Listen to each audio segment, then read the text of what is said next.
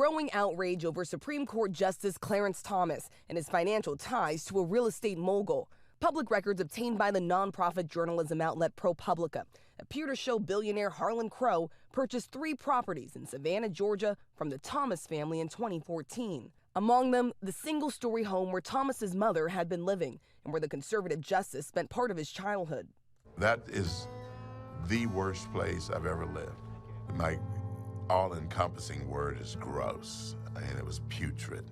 Crow reportedly paying over $133,000 for the home and 2 vacant lots, significantly more than ProPublica reports for other properties that Crow purchased on the same block. Just $40,000 for a pair of buildings bought a year earlier. In a statement to ABC News, Crow said the properties were bought at a market rate with the intention to one day create a public museum at the Thomas home dedicated to telling the story of our nation's second black Supreme Court justice.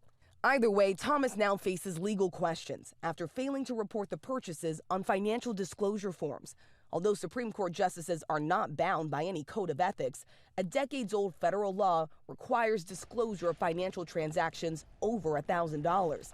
That includes real estate sales. Whether or not this type of ethics violation is going to actually result in any kind of penalty is a big question. This is really, we're in uncharted waters here. If you were a normal government official, there's an entire sort of ethics infrastructure to enforce these rules. But one of the big questions here is whether anyone actually has the power to enforce the law when it comes to Supreme Court justices. Thomas's ties to Crow run deep. He's called the GOP mega donor a dear personal friend. ProPublica's earlier reporting of Crow's funding of years of luxury travel and vacations is already raising questions. The justice said in a statement last week he was advised that this sort of personal hospitality from close personal friends who did not have business before the court was not reportable.